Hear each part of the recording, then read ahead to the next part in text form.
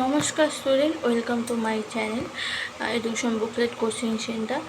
আমি তোমাদের অনেকদিন ভিডিও তোমাদের দেওয়া হয়নি, 3-4 দিন মতো ভিডিও আমি তোমাদের দিতে পারি। লাস্ট বুধবার দিয়েছি, বৃহস্পতি, শুক্র, শনি, রবি 4 দিন দিইনি। আজ আমি তোমাদের আবার শুরু করছি। কদিন তো মাঝে মাঝে গ্যাপ হয়ে যাচ্ছে, কিছু তোমরা মনে করো না, কিন্তু তোমরা প্রত্যেকটা নোটস ভিডিও প্রতিদিন পাবে। আজ থেকে আবার শুরু করছি তোমাদের ভিডিও। তোমরা ঠিকঠাক টাইমে তোমরা আজ ভিডিও পেয়ে যাবে আশা করি। আমি চেষ্টা করবো তোমাদের রেগুলারলি ভিডিওটা দেওয়ার জন্য, কিন্তু রেগুলারলি আমি ভিডিওটা দিতে পারছি না। বাট তাও চেষ্টা করবো যে তোমাদের সপ্তাহে 3 দিন বা 4 দিন তোমাদের রেগুলারলি ভিডিওটা দেওয়া। তাই চলো শুরু করছি। আমি তোমাদের সংস্কৃতে লাস্ট পড়েছি আমি রত্নাকর। এখন তোমাদের আমি শ্লোক পাবো সদাচার, ঠিক আছে? সদাচার এবার সদাচার আমি 1 নম্বর শ্লোকই দেখিয়েছি। এরকম আমি কিন্তু উচ্চারণ সমেত মানে সমেত সব করিয়ে দিয়েছি।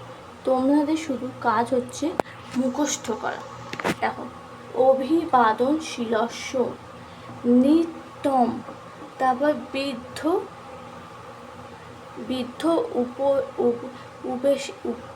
উপসেবিন, ঠিক আছে?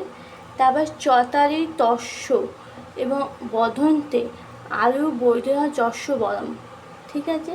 এবার মানেটা হচ্ছে অভিবাদন বীরস্য, অর্থাৎ পিতা মাতা এবং গুরুকে নমস্কার যিনি করেন, যিনি পিতা ও মাতা ও গুরুজনের সেবা সমাধান এবং যিনি করেন আয়ুর্বেদ এবং সমর্থকতে সে ব্যক্তি নিত্য বোধিত হয় সামর্থ্য, ঠিক আছে স্টুডেন্ট? আমি আজ 1 নম্বর শ্লোকে দিলাম। তোমরা প্লিজ খাতাটা নোট ডাউন করে নাও। আর প্লিজ ভিডিওটা ভালো লাগলে লাইক, শেয়ার, সাবস্ক্রাইব করো, বন্ধুদের মধ্যে শেয়ার করো। আর প্লিজ চ্যানেলটাকে তোমরা সাবস্ক্রাইব করো, যে পরবর্তী ভিডিওটা তোমাদের কাছে সবসময় পৌঁছে যায়। এবার থেকে আমি চেষ্টা করবো মোটামুটি রেগুলারই দেওয়ার। আশা করছি নিশ্চয়ই পারবো।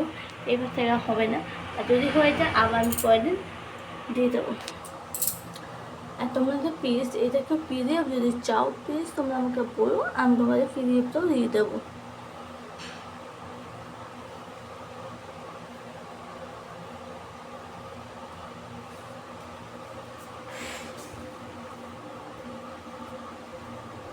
ওকে বন্ধুরা, তাই রাখছি, আমার কাজটা হচ্ছে।